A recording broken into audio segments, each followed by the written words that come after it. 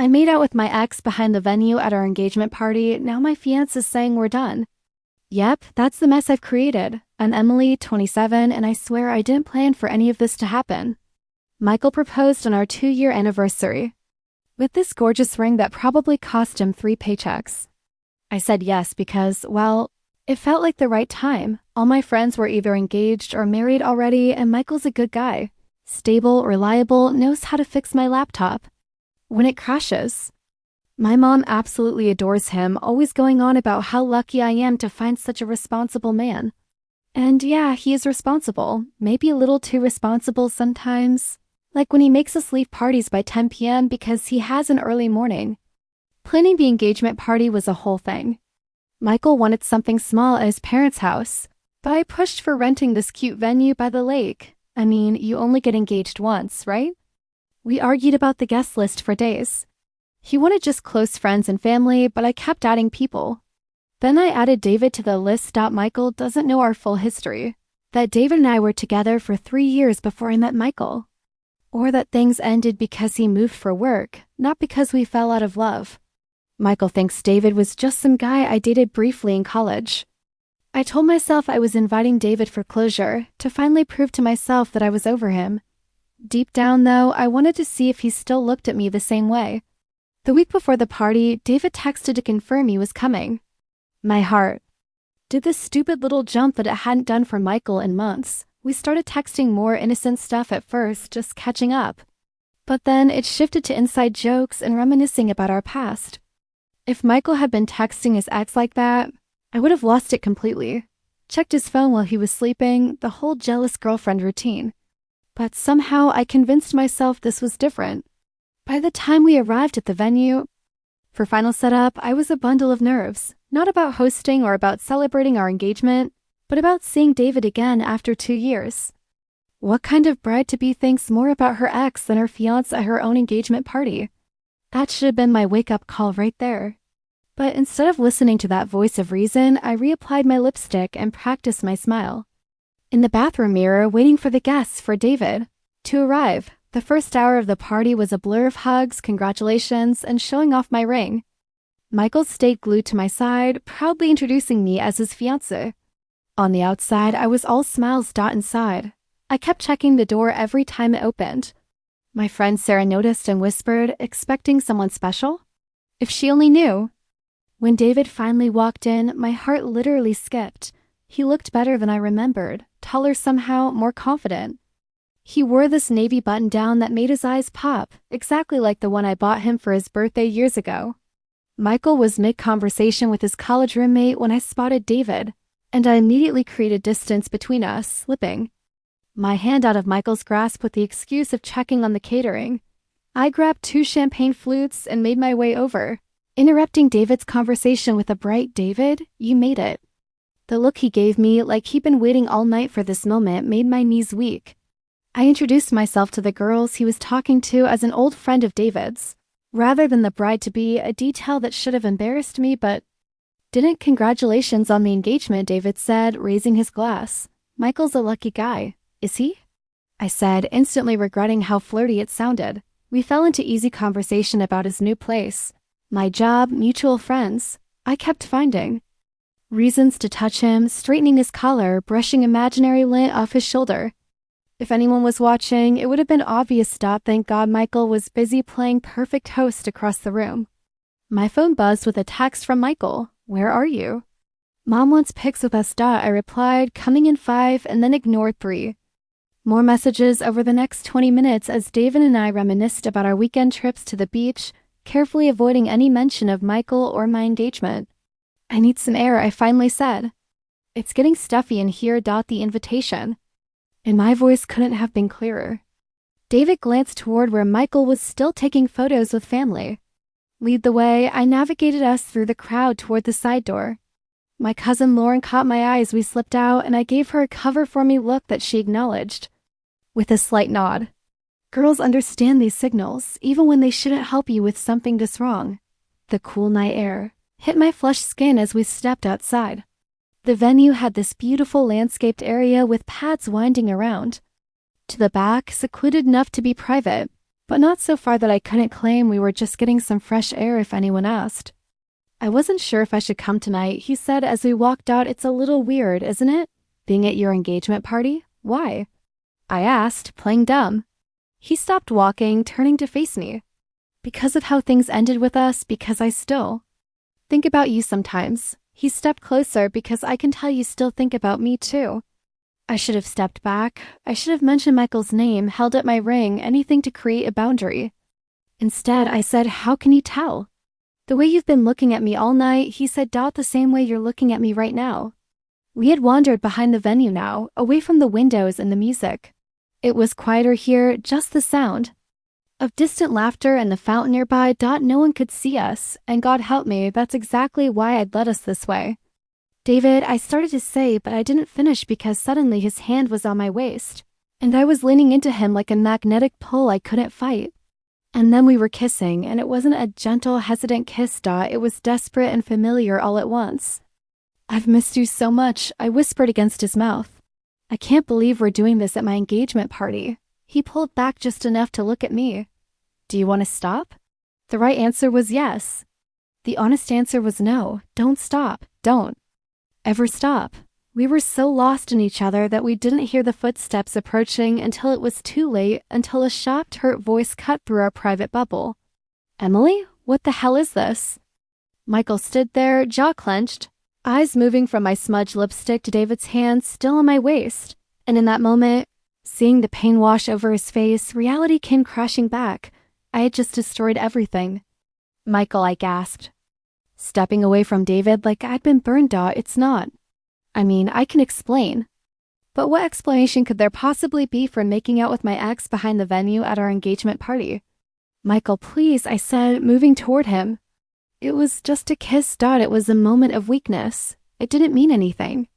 Even as I said the words, I knew how hollow they sounded.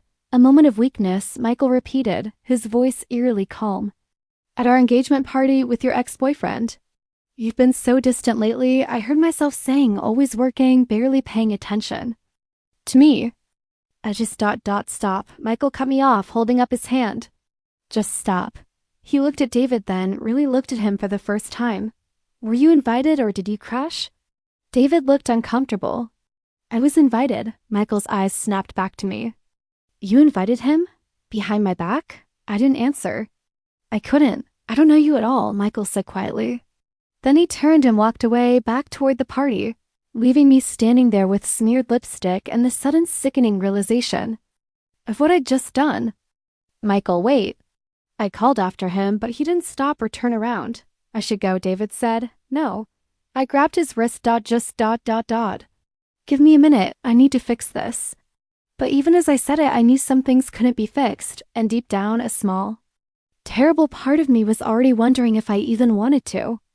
The rest of the night was a nightmare I had to smile through. I returned to the party alone, my heart racing, scanning the crowd for Michael. He was nowhere to be found. His mother cornered me by the dessert table, asking where he'd gone. I mumbled something about him not feeling well. Maybe food poisoning. She looked skeptical but didn't press. I spent the next hour making excuses for Michael's absence, accepting congratulations with a fixed smile that made my face hurt, all while texting him frantically under the table. No response. David had wisely disappeared too, though not before, slipping me his new number on a cocktail napkin when no one was looking. I tucked it into my clutch, hating myself for keeping it. Around midnight, as the party finally wound down, Sarah offered to let me crash at her place. I accepted, not ready to face what waited at home. As we left, I caught Michael's cousin watching me with knowing eyes. Word would spread, it was only a matter of time. The next morning, I woke up with a pounding headache and 12 missed calls from my mother. I ignored them and headed home, rehearsing apologies the whole drive. I would cry, easy enough given my hangover, promise it would never happen again. Probably true, suggest couples therapy to show I was serious, and remind him how good we were together when I wasn't sabotaging us. But when I unlocked our apartment door, the silence hit me first. Michael sat at the kitchen table, still in last night's clothes, looking like he hadn't slept at all. The engagement ring I'd left on the nightstand before the party was sitting in front of him. Michael, I began. My voice breaking. I am so sorry. I made a terrible mistake. It didn't mean anything, I swear. He didn't look up. Who else knows about you and David? No one. I mean, I don't think anyone saw us except you, so you've been hiding it from everyone? For how long? What? No, last night was the first time anything happened. I lied, conveniently forgetting weeks of flirty text. It was a stupid one-time mistake. He finally looked at me. I checked your phone a week ago, Emily. My blood went cold. You went through my phone. You had no right, don't. He cut me off. Don't try to make this about me invading your privacy when you've been texting your ex behind my back for weeks, planning to see him at our engagement party. I felt cornered, exposed. Those were just friendly texts. Nothing happened until last night, and it just got out of hand. Stop lying, Michael said, pushing back from the table. Just stop. I need some time to think. About us, about whether there can even be an us after this. What are you saying? Panic rose in my throat. I'm saying I don't know if I can marry someone I don't trust. He stood up, grabbing a duffel bag I hadn't noticed by the door. I'm gonna stay with Brian for a few days. I need space. Michael, please. I grabbed his arm. Please don't go. We can talk about this. We can fix this. He gently removed my hand. There's nothing to talk about right now. You made your choice last night, behind the venue with David. As he walked out the door, I called after him. It was just a kiss. People make mistakes. The door closed. I was alone with the ring on the table and the terrible knowledge that it had been so much more than just a kiss. It had been a betrayal, weeks in the making. 2 weeks crawled by. Michael came home after 4 days at Brian's, but it felt like living with a stranger. He slept on the couch, went to work early, came home late. When we did talk, it was like tiptoeing through a minefield. I tried everything. Cooking his favorite meals, wearing the lingerie he liked, crying, pleading, even suggesting couples therapy. I think that's a good idea, he said about the therapy, which surprised me. Our first session was a disaster. The therapist, Dr. Sophia, asked why we were there. She cheated on me at our engagement party, Michael said bluntly. It was just a kiss, I interjected quickly, with an ex who showed up unexpectedly. Michael's eyes narrowed. You invited him, Emily. And you'd been texting him for weeks. Those texts weren't inappropriate.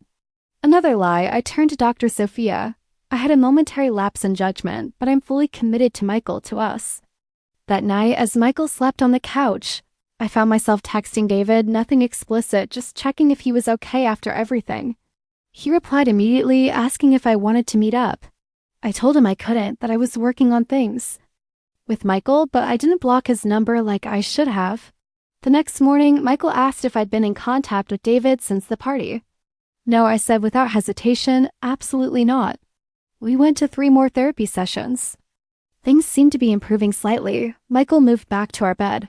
Though we didn't touch, I started to believe we might actually get past this. Then came the morning I left my phone on the counter while showering. I came out to find Michael.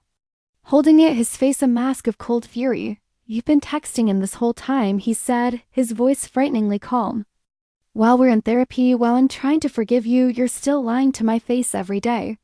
Let me explain, I began, clutching my towel. Those texts aren't what they look like. I can read, Emily, he shouted, making me flinch. Michael never shouted. You told him you missed talking to him. You told him things were complicated with me. You asked if he was seeing anyone. I had no defense. He was right. The wedding is off, Michael said, setting my phone down. We're done. Michael, no, I begged, grabbing his hands. Please, I'll block him right now. I'll change my number. Anything. It's too late, he said, gently extracting himself from my grip. I've been trying so hard to trust you again, and you've been lying to my face this entire time. I made one mistake. Are you really throwing away 2 years over one mistake? He laughed, but there was no humor in it. One mistake, you invited your ex to our engagement party behind my back. You've been messaging him for months. You made out with him at our engagement party. And you've continued talking to him while swearing to me you weren't. That's not one mistake. Emily, that's a pattern of deception. Where are you going to go? I asked as he started packing a larger suitcase this time. Brian's offering his spare room until I find a place. So that's it? You're just giving up on us? I was crying now, genuine tears of fear and loss. He looked. At me with something like pity. No. Emily, you gave up on us behind the venue with David. I'm just finally accepting it. Weeks passed. Michael came by only to pick up more of his things, always when I was at work.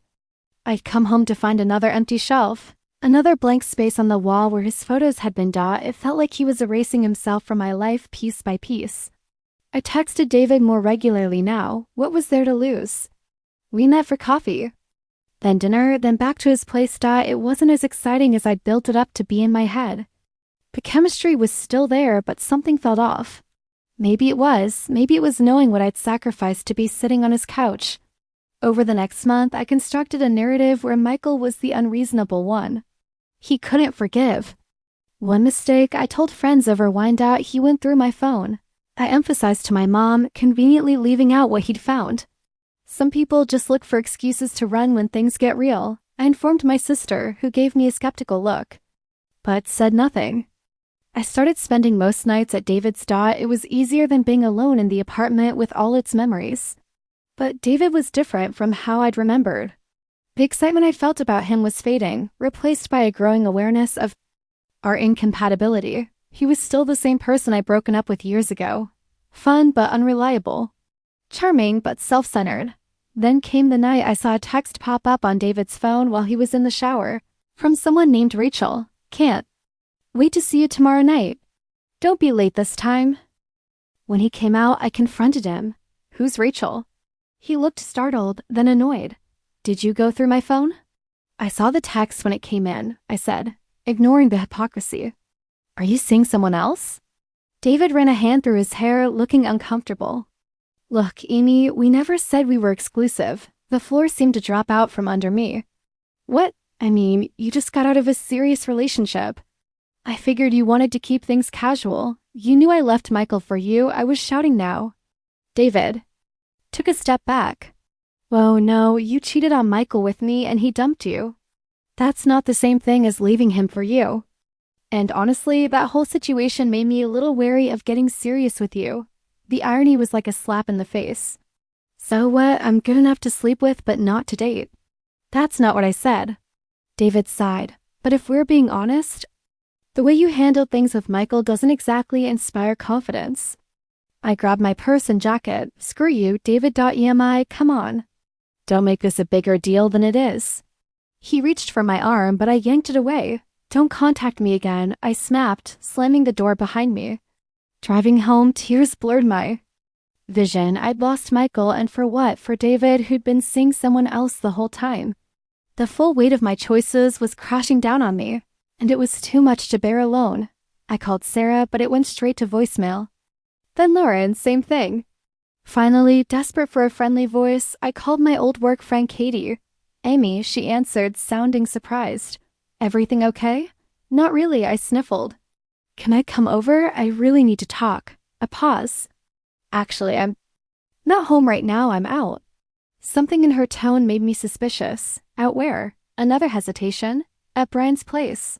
We're having a game night. Brian, Michael's friend Brian, is Michael there? The silence on the other end was answer enough. Katie, please, I really need a friend right now.